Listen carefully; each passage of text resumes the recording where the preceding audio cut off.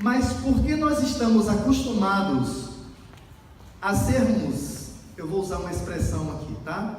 Eu costumo dizer lá em casa, com as minhas filhas e a minha esposa, eu espero que vocês não se choquem com isso, porque ao passo que a gente vai aprendendo quem somos nós, é que nós passamos a aprender quem é Deus. Porque até o momento que nós não nos conhecemos, até o momento que nós não conhecemos quem é o homem, a gente tem uma ideia distorcida de Deus. Mas a partir do momento que a gente entende que a natureza humana é esta, então a gente tem clareza em saber, em conhecer a mente de Deus. E você sabe que a coisa que Deus mais quer é que você conheça a mente dele na perfeição de quem ele é, na totalidade de quem ele é. Porque enquanto a gente não conhece o Senhor, a gente confunde Deus com o ser humano. A gente pensa que Deus age da mesma forma que o ser humano. Aí eu costumo dizer lá em casa, Deus é rico, mas os homens são pobres. Olha que lástima, não é? Deus é sempre rico. Provavelmente era por isso que Davi dizia no Salmo 62, junta-se todos os homens em uma balança, e assim mesmo ainda pesarão menos do que o vento. Imagine, irmãos, junta-se todos os homens em uma balança, e mesmo assim ainda pesarão menos do que o vento. Isso tem sido assim uma orientação, um auxílio de Deus para a minha vida, para eu saber que nós não somos nada, somos pó, poeira, que passamos. Mas o Deus que nós servimos é um Deus eterno e sempre bom para conosco, amém? Então nós vamos aprender algumas lições, segundo a palavra do Senhor.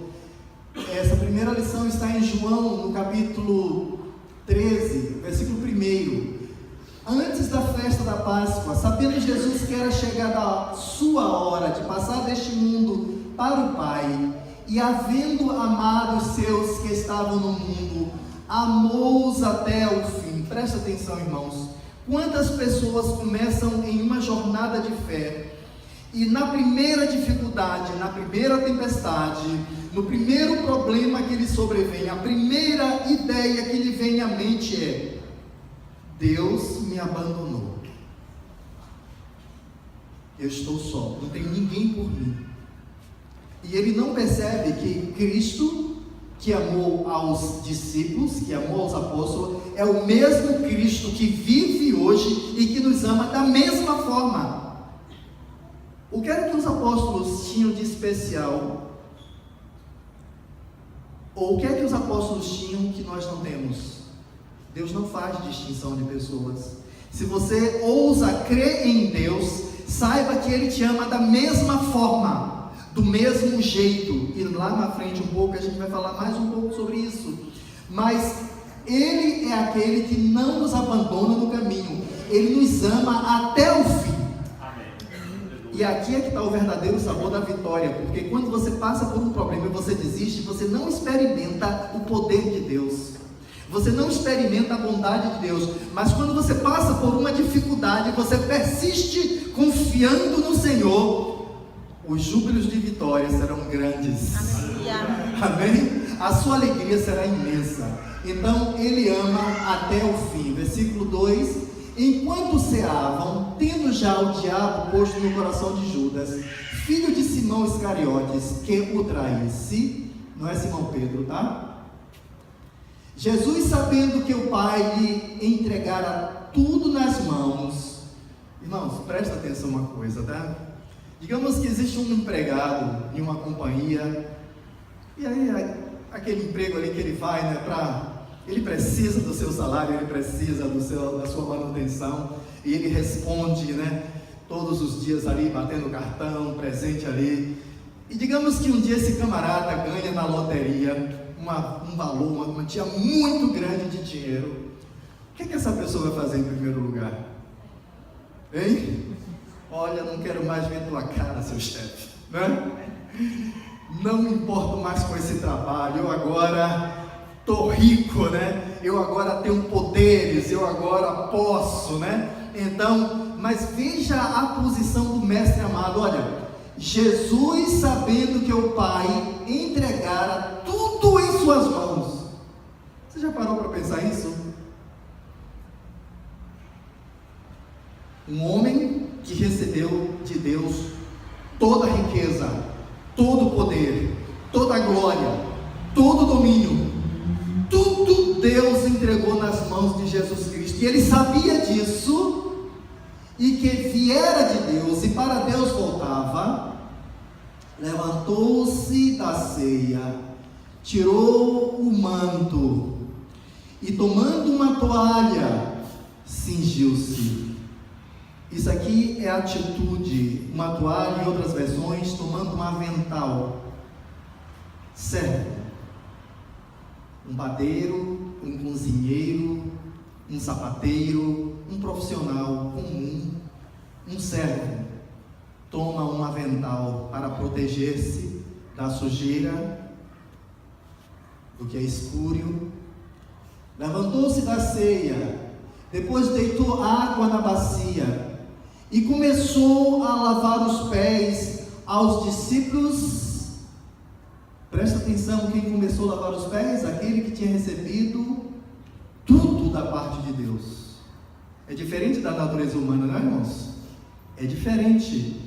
Ele toma uma bacia, toma uma toalha ou avental e começa a lavar os pés dos discípulos e enxugar-lhes com a toalha com que estava cingido.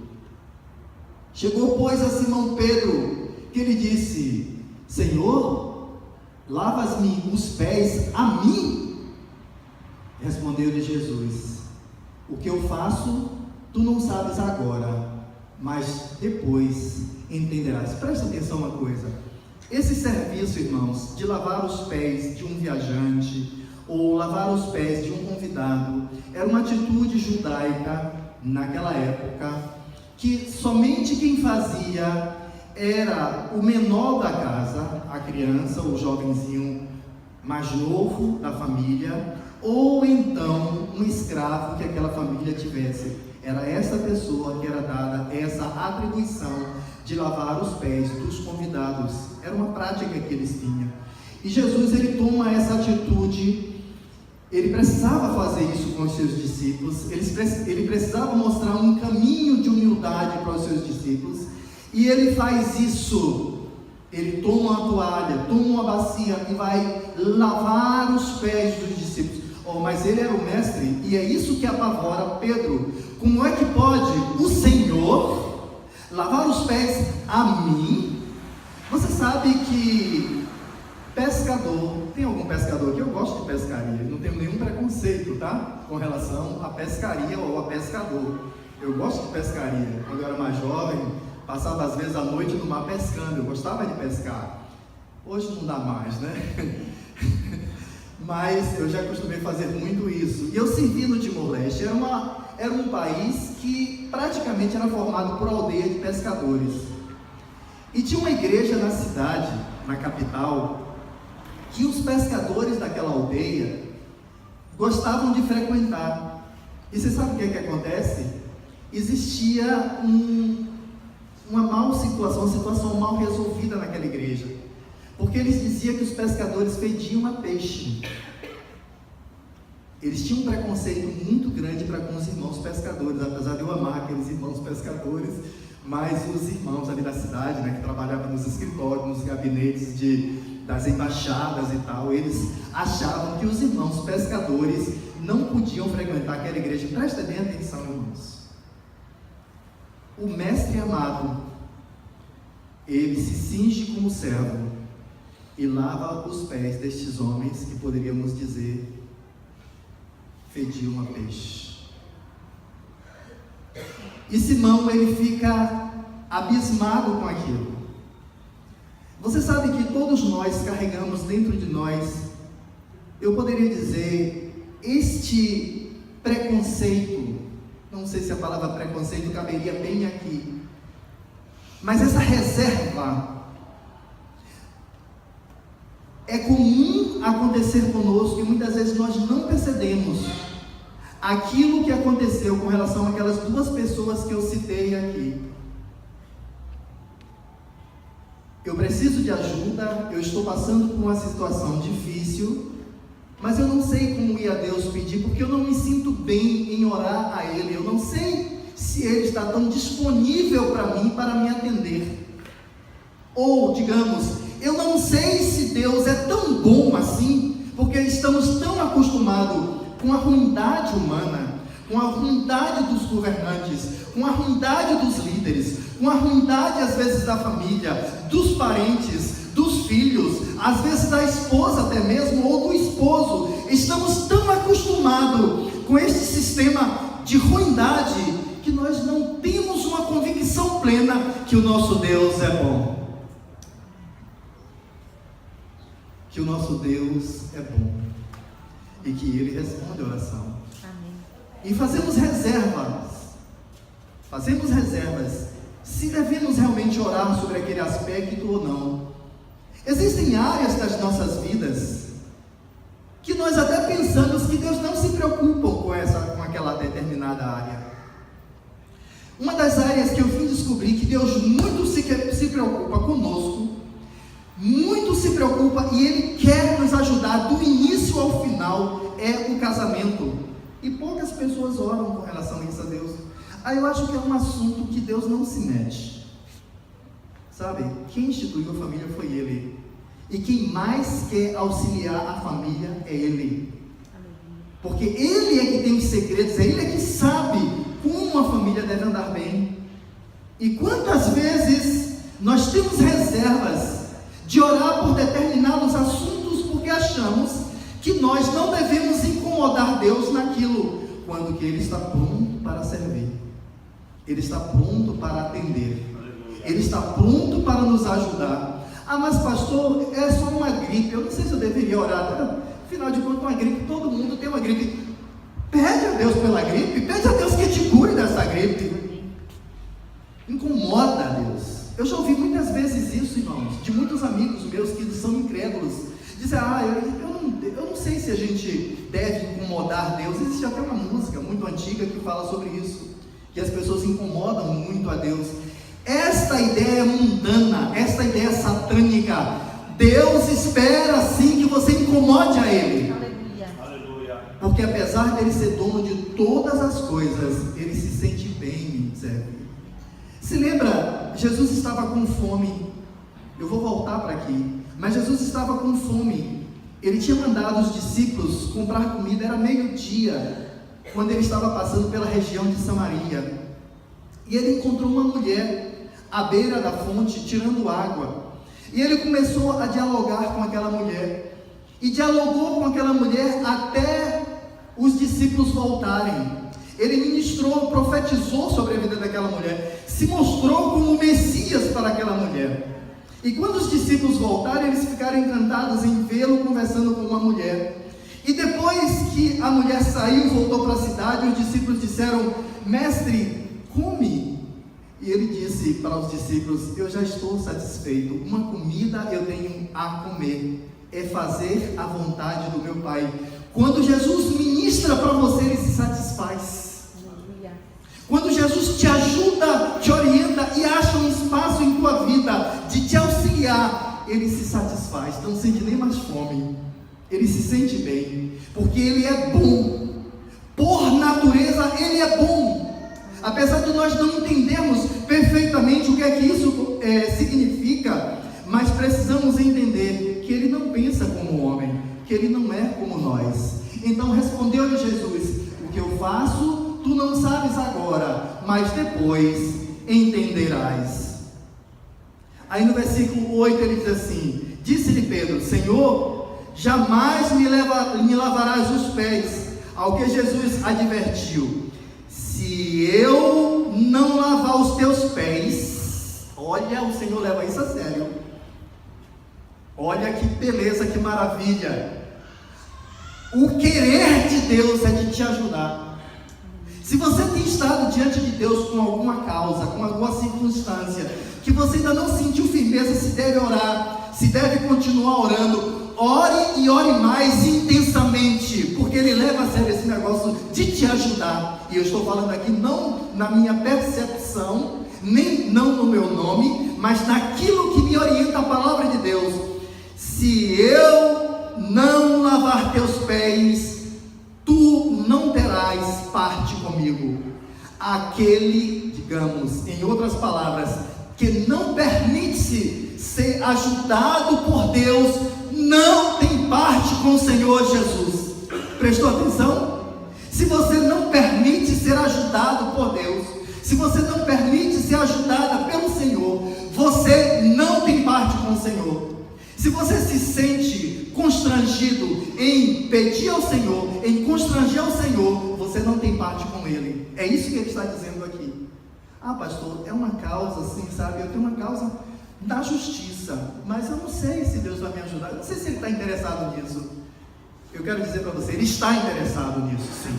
Ele quer te ajudar, sim.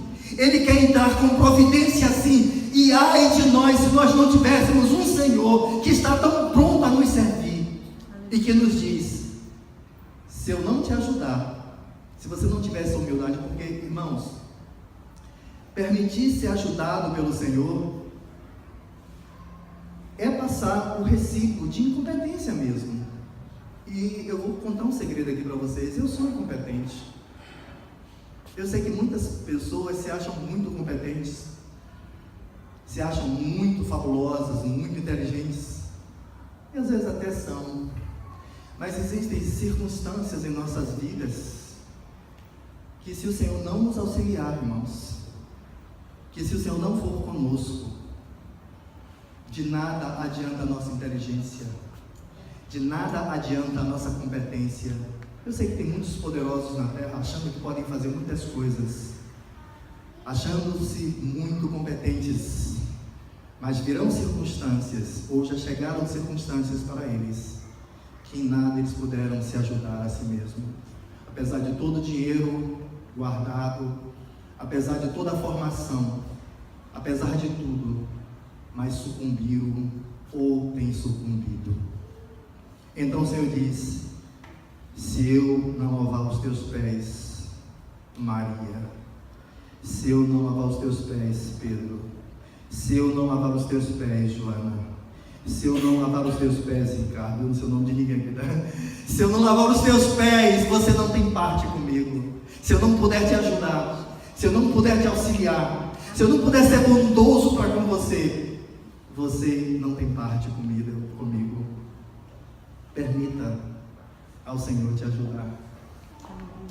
Permita a Ele fazer aquilo que você acha que é impossível, que muitas vezes você pensa até que é desnecessário incomodá-lo. A bondade do Senhor é a mesma. No capítulo 3 de Êxodo,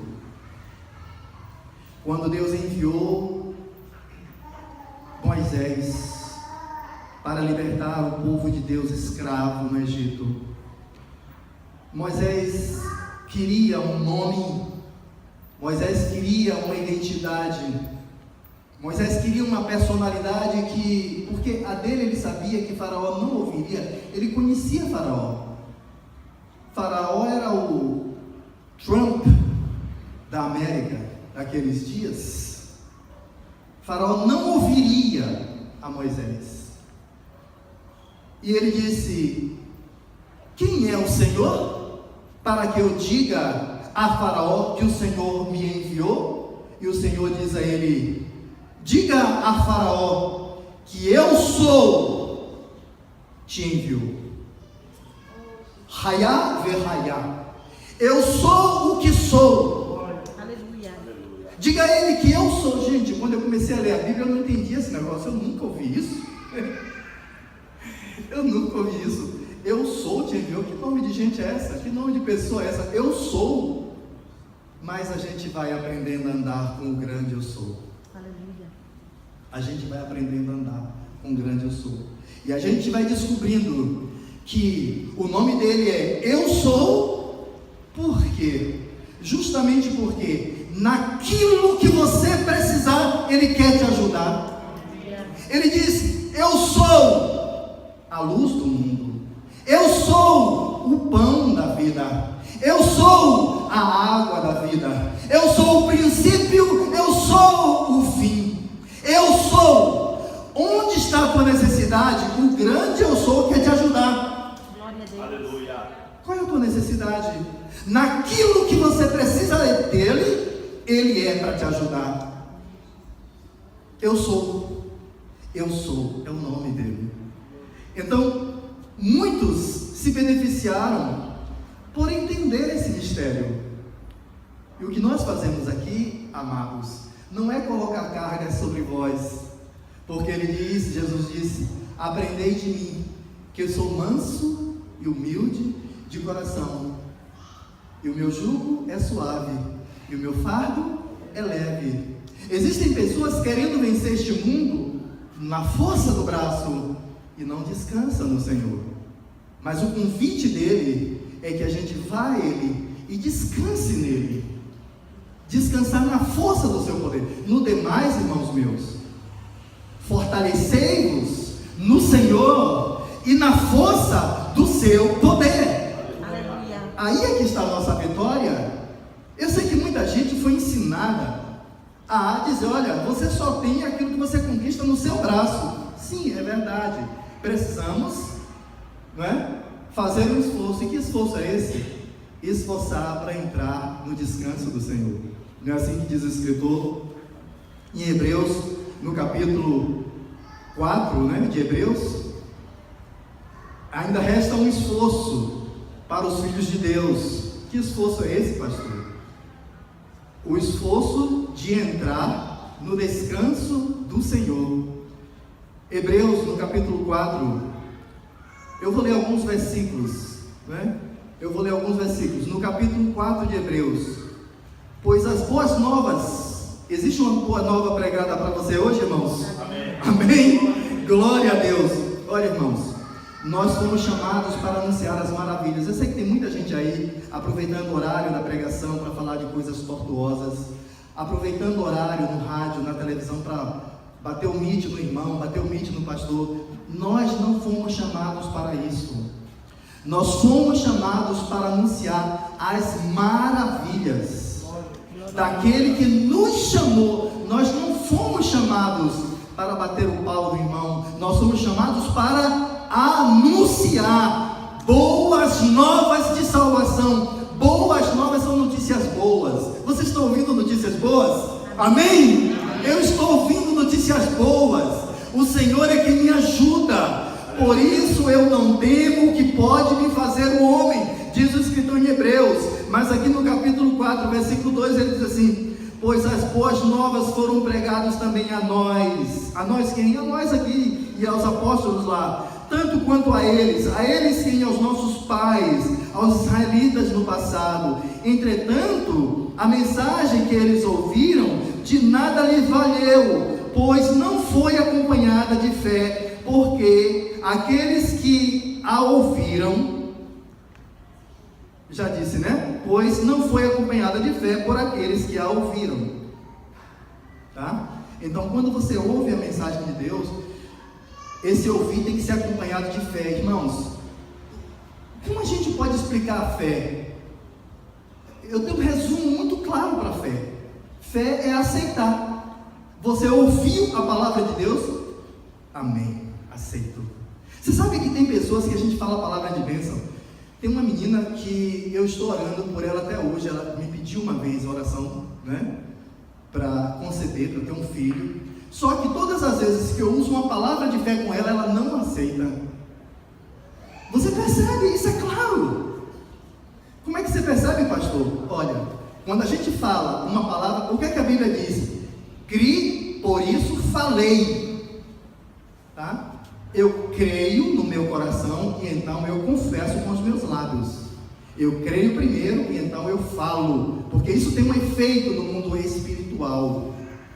Os anjos, tanto os anjos de Deus como os anjos do inferno, vai ouvir que eu creio naquilo, e Deus também vai escutar. E é em cima disso que Deus age. E a gente fala a palavra de fé e a pessoa não diz um amém. Nunca vai receber. Crer é você ter um coração movido em aceitar. Não queira explicar muito a fé. Não queira explicar muito a fé. O que é fé, pastor? Aceitar. Então, o Evangelho está sendo pregado. Tem pessoas que querem fazer o papel do Espírito Santo de Deus. O pecador incircunciso, inconvertido, não convertido, sei lá como é que chama isso, né? Não quer se dobrar ao Evangelho. E o camarada fica ali falando para ele, já viu que o camarada não quer. Torna Jesus Cristo muito barato para ele. Não é assim, meu amado. Porque quem crê, ouve e aceita. O coração está aberto, disposto para crer. Aceita. Você percebe que a pessoa está ouvindo, está com sede e quer mais. Aleluia. Está com o coração aberto. Mas tem pessoas que você está falando, você vai perder até a tua fé, e ele não se converte e você fica incrédulo. Porque o coração dele, Deus não manda. É ele que vai se tornar uma terra acessível, boa, ou é ele que vai endurecer os cuidados, os espinhos? Tem pessoas que estão tão presas pelos prazeres deste mundo, que ele dá tanto valor aos prazeres deste mundo, que você pode oferecer todos os prêmios dos céus para ele, mas ele está tão preso que ele não abre mão. É um miserável, é um perdido. Então não vale a pena entregar pérolas para porcos. Não vale a pena. Fé é aceitar no coração. Compreenderam? Amém. Aceito. As palavras de bênçãos que eu estou falando para vocês, as palavras de bondade do Senhor que eu estou falando para vocês, está descendo aos corações? Amém. Amém. Eu cultivo isso a cada dia, irmãos. Precisamos cultivar isso a cada dia, porque os nossos antepassados judaicos, eles ouviram, mas eles não abriram o coração para receber. Foi por isso que eles foram retirados. Hoje nós vamos celebrar a ceia. Sabe por que a ceia chegou até nós? Jesus disse, é a nova aliança no meu sangue. O que é a nova aliança? Estava anunciado em Jeremias 31. Eis que virão dias que eu farei uma nova aliança. Que nova aliança é essa? Porque ele explica, porque a aliança antiga, a primeira aliança, vocês pisaram, vocês não receberam por fé. Eu vou fazer uma outra aliança. Por favor, aceite ela por fé. Quando você participa do pão e do vinho, você está confessando diante de Deus, diante dos anjos, diante dos homens, que você está em uma nova aliança com Deus. Você aceita aquilo que Jesus fez. Aleluia. Entendeu o que é fé? É fácil. É fácil. Eu aceito. Jesus disse para os judeus, olha, vocês morrerão nos seus pecados, porque vocês não creem em mim. Você não precisa fazer nada. É só aceitar. E aceitar é isso, é ter fé nele. E ter fé nele é isso, é aceitar ele. Então, os judeus no passado, eles não tinham fé para crer. Aí no versículo 10 ele diz assim, pois todas as pessoas que entram no repouso de Deus, também descansa de suas obras. Quantas pessoas está querendo que Deus haja, porque ele é uma pessoa muito legal? Não, eu dou o meu dízimo, então Deus vai ser obrigado a ser bom para comigo, porque eu sou fiel. Eu já vi muitos crentes falar isso. Meu amado, Deus não tem nenhuma obrigação, ele faz por causa da bondade dele. Quando você ora, ele não resiste. Quando você pede, ele não resiste. Ah, o pastor então está ensinando a gente que a gente não deve dar. Não, eu não falei isso. O que eu estou falando, que você ser abençoado, não é pelo simples fato de que você é a pessoa que dá. Você é a pessoa que, não vá por aí. Porque você, se você for desse jeito, você não descansa nele. E o que Deus convida a mim e a você é que descanse nele. Descanse no Senhor. Descanse na obra que ele fez. Já foi anunciado aqui. Descanse naquilo que ele é poderoso para fazer por você. Pois todas as pessoas que entram no repouso de Deus também descansam das suas obras. Descansa das suas obras. Quando você entra no descanso de Deus, não é mais por suas obras. Mesmo que você continue fazendo boas obras, mas não são as suas boas obras que te salvam, e nem são essas boas obras que te tornam digno de ser ajudado por Deus, mas é a bondade de Deus, é porque você descansa nele, tá certo? Como Deus descansou das suas. Diante disso, esforcemos-nos. Olha, tem um esforço aí para ser feito, tá vendo aí? esforcemo-nos por entrar naquele descanso, para que ninguém caia no mesmo exemplo de desobediência. Quer dizer, quando você não aceita pela fé a ajuda do Senhor, você está sendo desobediente. É por isso que ele diz a Pedro: se você não aceitar que eu lave os seus pés, você não tem parte comigo, porque você é um desobediente. Olha que coisa! Se você não aceita ser ajudado por Deus, você está sendo petulante, desobediente. Eu aceito, Senhor. Eu aceito a tua ajuda. Eu não sei em que área você está em necessidade, em que área você vem orando, mas diga nessa hora: Senhor, eu te permito, Senhor. Eu te permito. Olha, eu estou orando aqui agora pela construção lá, tá? Eu permito ao Senhor que abra as portas. Aquilo que Ele já me mostrou, daquilo tudo pronto, pintado, com os vasos sanitários no lugar, Ele já me mostrou isso, né? Então eu aceito, Senhor. Eu aceito o que o Senhor quer me ajudar. Eu aceito, naquilo que o Senhor quer me ajudar, eu aceito. Diga também aí para o Senhor nessa hora: eu aceito que o Senhor me ajude nessa hora. Amém? Aí versículo 16 diz assim: portanto, acheguemos-nos com toda a confiança ao trono da graça, para que recebamos misericórdia. Confiança, irmãos, confiança, para que receba do trono da graça misericórdias, e encontremos poder que nos socorre no momento da necessidade. Eu vou falar aqui duas histórias bem curtas para nós encerrarmos essa parte. A primeira história é a história de Eli. Eli foi um homem que os filhos, ele era um sumo sacerdote. Eli foi o sumo sacerdote no período em que Ana engravidou de Samuel, e Ana teve Samuel, e Ana entregou. Quem conhece a Bíblia, que lê, sabe muito bem dessa história, como os filhos de Eli pecavam e eram desobedientes a Deus, e Deus estava muito triste com aquela situação, porque a família do sumo sacerdote não tinha um bom testemunho diante do Senhor. E quando Samuel nasceu, Samuel foi entregue no templo por Ana, e Samuel ficou trabalhando no templo, e Deus começou a falar com Samuel, e Deus disse para Samuel que Deus iria cobrar aquela maneira errada, sem postura, né, pecadora dos filhos de Eli. E acontece que quando Samuel fala isso para Eli, que era o pai daqueles dois, Hofni e Finéias, né? A forma errada que eles viviam, Samuel falou para Eli, e Eli respondeu para Samuel.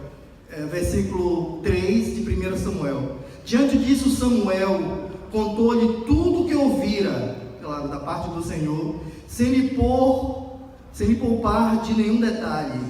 Então Eli exclamou: Ele é o Senhor, que Ele faça o que bem parecer aos seus olhos. Olha, presta atenção. Quando Deus nos adverte, irmãos, de um erro, de alguma coisa, é porque Ele quer nos ajudar. Não é porque Ele quer o nosso mal. Vocês compreenderam isso? Se lembra dos nossos pais quando a gente pintava, né, fazia uma coisa errada? Olha, você vai apanhar.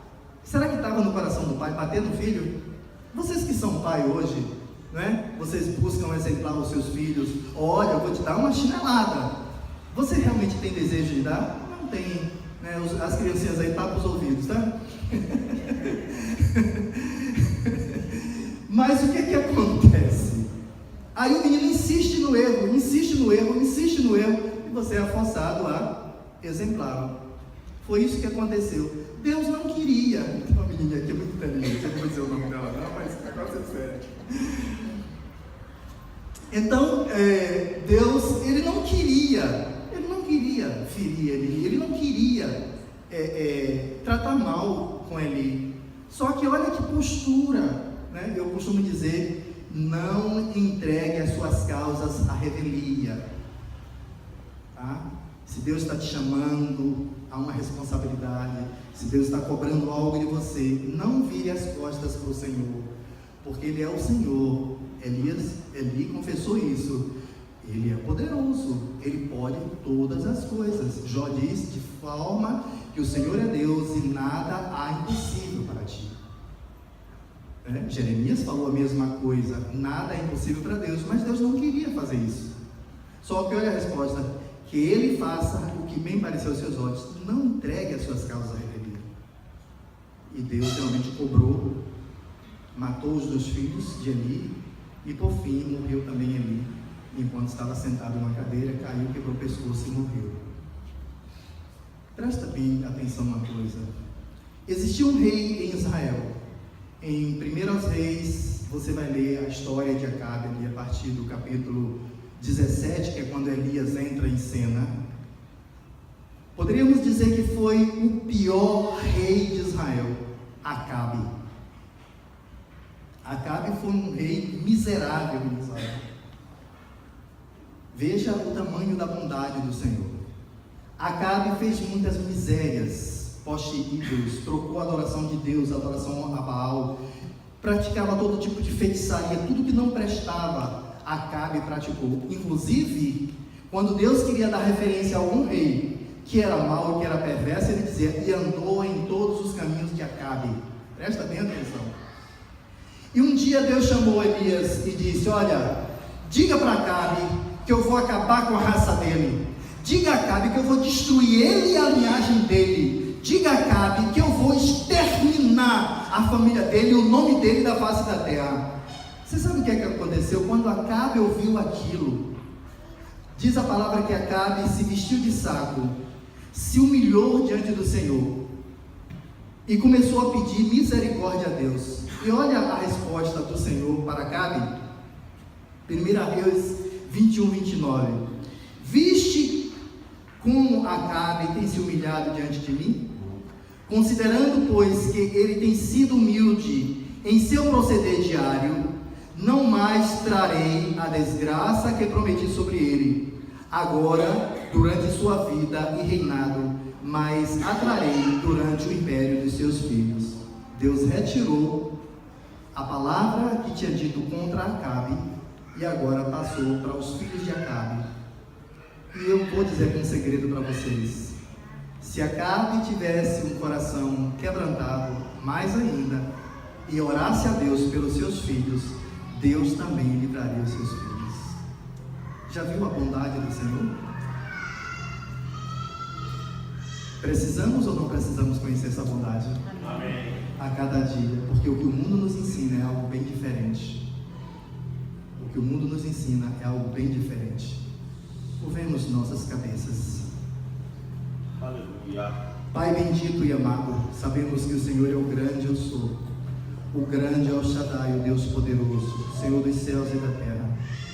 Por isso entregamos em Tuas mãos, Senhor, as nossas vidas, as várias questões que temos às vezes claudicado, Senhor, ficado em dúvida se devemos realmente entregar em Tuas mãos, se o Senhor se interessa por isso ou não. Tira de nós todo orgulho, tira de nós toda vaidade, Senhor, tira de nós toda petulância, tira de nós, Senhor, toda a vaidade que nos impede de sermos ouvidos pelo Senhor.